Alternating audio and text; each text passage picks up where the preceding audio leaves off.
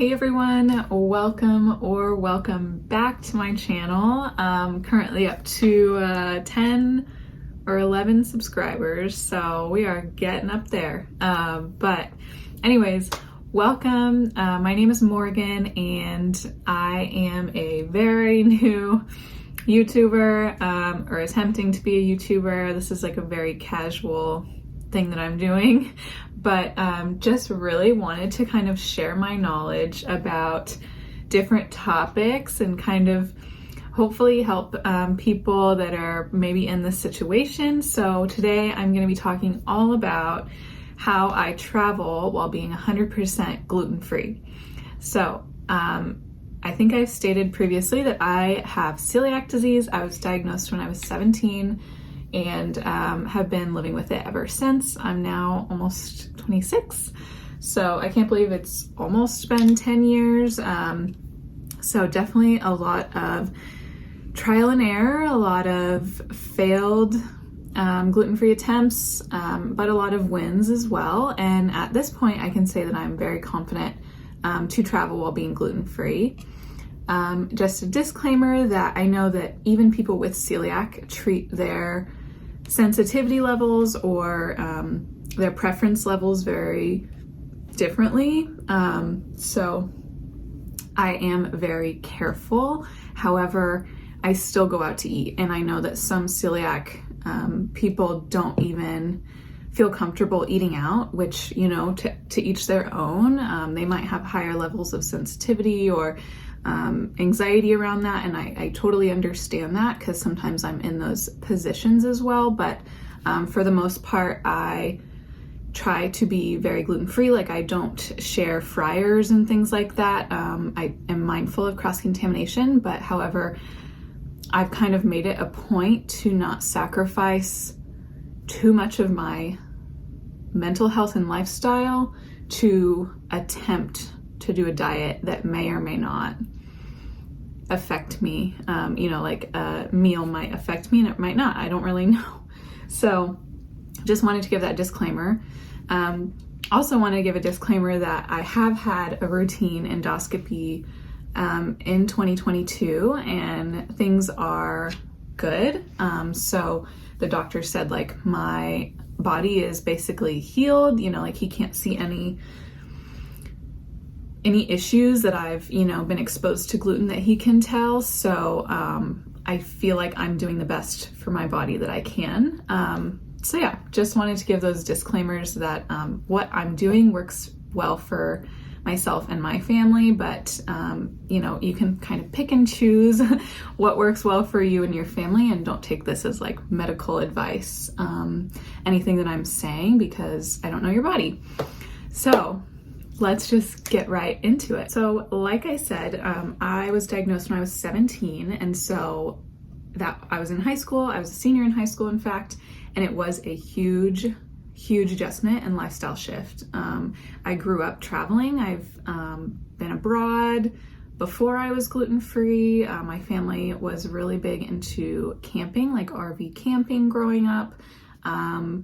We did all sorts of trips, airplane, road trips, cruises, you name it. So I do have experience being non-gluten-free, and then also now having the experiences of being a gluten-free traveler. So since being gluten-free, I had gone to college, which was like a whole struggle all on its own, and I can do a whole nother video on being gluten-free in college. But I had gone to college, I was navigating eating on my own, kind of cooking for myself or finding food on my own.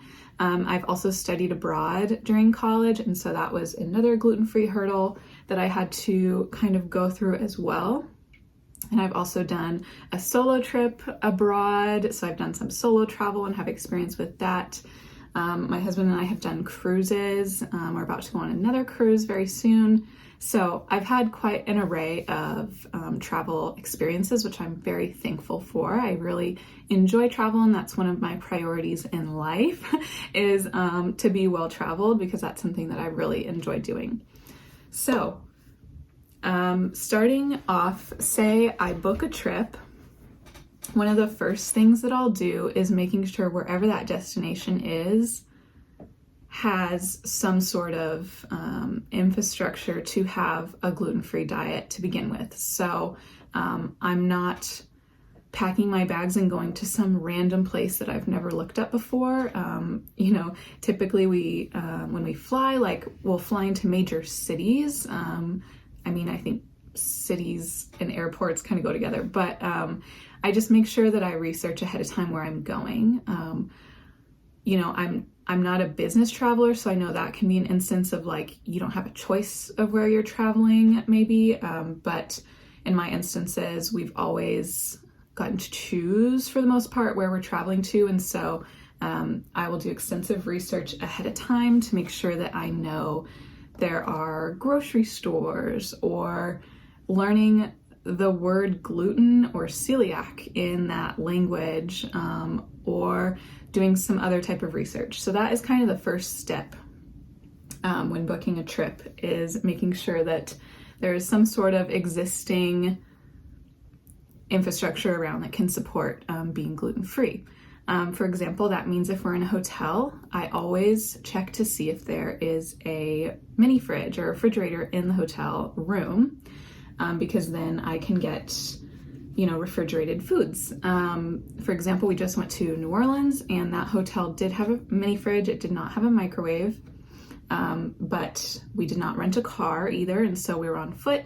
So ahead of time, I just looked up any little mini marts or grocery stores, and then I also looked up any gluten-free restaurants within walking distance to the hotel, which leads me to my next point of the biggest takeaway, which if you're gluten-free and you're not using this already, this is going to change your life.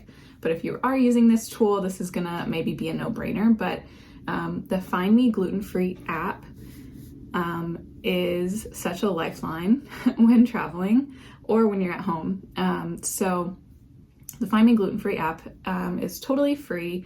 I've had it, I think, since I have been gluten-free, so like 8 years or whatever, and it has saved my family and I many, many times, especially the reviews on the app, because as you probably know, a restaurant or a store or something can state that it has gluten-free options, or a gluten-free menu even, and it doesn't mean much. If you're a celiac, you probably know what I'm talking about. So really the reviews are what I rely on almost more than just the app itself. So they'll have reviews if the restaurant is, reputable for being safe with cross-contamination, or having a gluten-free menu, or people's experiences. There's been often times where there is a gluten-free menu or something that's on the Find Me Gluten-Free app, and it's not safe because the reviews are like so bad, and multiple people are saying they got sick, or multiple people are saying like, I wouldn't recommend this place. And so I have not gone to places because of those things. So I do take it pretty seriously. So that is the second, I guess, tip or tool that I use when I travel while being gluten-free. The next tip, which kind of ties a little bit into the first one, so I'm sorry if I'm jumping back and forth, but the next tip I would say is to pack gluten-free things with you wherever you're traveling. So like I mentioned previously, sometimes you might be in a hotel that has a fridge. I know you can't really like pack refrigerated things in a suitcase if you're flying, because it won't stay cold unless you bring ice packs. But often I would just go to the mini mart or whatever and get like a yogurt or like cheese or things that I know can be in the fridge and be gluten-free. But I also pack ahead of time. So typically when flying, if it's, an extended flight, like 4+ hours or something, I will just pack a meal with me. My typical go-to meal, which is kind of funny, is a Jersey Mike's sandwich, which that is an example of something that I feel comfortable eating, because my Jersey Mike's takes a lot of precautions to make sure that they're safe. So I will typically get my husband and I both gluten-free sub sandwiches, and I will like put them in foil instead of like their big wrapping paper, because it's like huge. But I will like put them in foil and put them in a Ziploc and put them in my carry-on bag, because you can go through security with that. They stay cold for a while, if it's like a cold sub where you can like throw a little ice pack in there or something. And that'll typically be like my travel meal. It's very filling. I think it's safe. So that is kind of one of my major tips when traveling long distance, is definitely to prepare ahead of time. So whether that's snacks or, a meal, like a sandwich or something like that, is definitely important. And then packaged snacks I always put in my checked bag as well. So Love Simple Mills is a great brand that has like prepackaged crackers and bars and things like that. And I'll pack, just other snacky things like granola bars, or just things that can tide you over if you get to your destination and there is like issues finding food when you first get there. So be sure to pack ahead of time. That is very important. You can make sure your destination has some sort of refrigeration or microwave, and then utilizing the Find Me Gluten-Free app is very important. And then another tip I have is to utilize Facebook.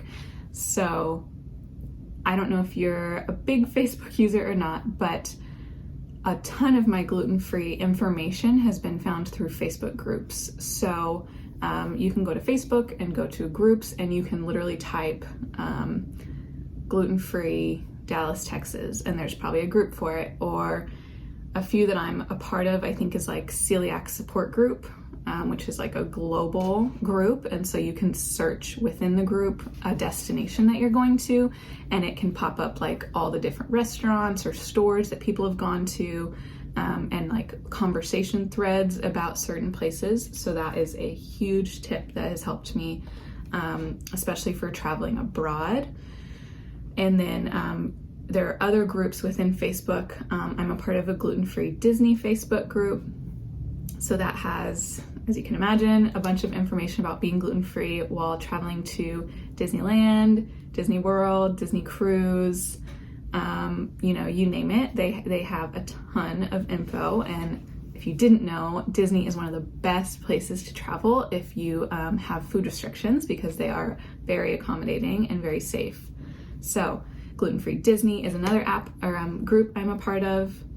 And then we are also into cruising. And so there's a group called Gluten-Free Cruising, and you can be a part of that group and search whatever ship you're going on or whatever cruise line you're looking to go on. And there's probably people that have recommendations in there for you. So making sure, again, covering all of our bases, you have the gluten-free app, you're gonna pack food ahead of time, you're gonna research your destination ahead of time, and you're gonna use Facebook groups. So all of those are kind of like the broad overview of all the different kind of tips that I have utilized and kind of mastered at this point. Again, different trips have different issues or struggles associated with them. So to me, Disney and cruising are two of the best vacations for me because they take it very seriously. It's not a foreign concept to them, and I feel really comfortable just being able to go on a vacation and know that my food is going to be not an issue, because I know, as someone with celiac or dietary restrictions, that is such a burden that I wish we didn't have to deal with. But if it can be kind of alleviated, that makes the world of a difference. So yeah, those are kind of the broad overview tips. And now I'll just kind of go through some of my experiences. So if you have checked off your tips, you are good. But if you want to stick around still and hear kind of some experiences that I've gone through, I'd love to have you hear those. So I think that one of my favorite places to travel to while being gluten-free would have to be, besides, like I said, Disney, would have to be Italy. You might have heard that before, but Italy, for some reason, is very accommodating to celiac. I guess I can't speak for the entire country, but where we did go in Rome and Ravenna, I felt super comfortable, and we went to Bologna, so I felt really comfortable. Rome was such a mecca of really authentic, cool Italian restaurants. I got like the best pasta, the best pizza, gelato, just really understanding staff and restaurants and things like that in Italy. So that was such a dream. I did study abroad in Spain, like I said, and that was like a summer term, so it wasn't quite a half the school year kind of thing, but Spain was fairly good as well. I would say the city that we went to that was the most knowledgeable was Barcelona, and then Madrid would probably be second on the list.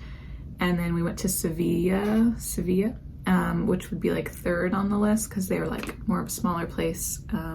So they didn't have as much like information or options, but I got along just fine. I did not get sick at all. They have grocery stores that have gluten-free sections as well, which was really helpful. Some US cities or places that I've been that have not been the greatest. I would have to say Boston, which I have heard other people have different experiences with Boston, but when we went in 2021, I was not impressed with their options or I guess variety of selection, because we did have like gluten-free donuts, which were really good. And then there was like maybe some Italian, but in terms of variety, it felt very like bar foodish, which is not my favorite. Just like a lot of fried or like burger, pizza, yeah, stuff like that was like not my favorite. I think like in the beginning when you're diagnosed with celiac, finding fried things is so nice because you're not typically allowed to have fried things because they're shared fryers. But I think that luster has like, it's definitely worn off for me, just because I feel like I've had it so much that I'm like not interested, and it just doesn't make me feel the greatest to have fried things. So yeah, Boston was kind of disappointing. I'm originally from California, which California has a ton of selection of gluten-free, and we currently live in New York State, which does not have as much gluten-free. It's kind of similar to Boston, where the options that they do have are very fried and like greasy types of foods. New York City definitely has like a lot more option, but we're not in the city.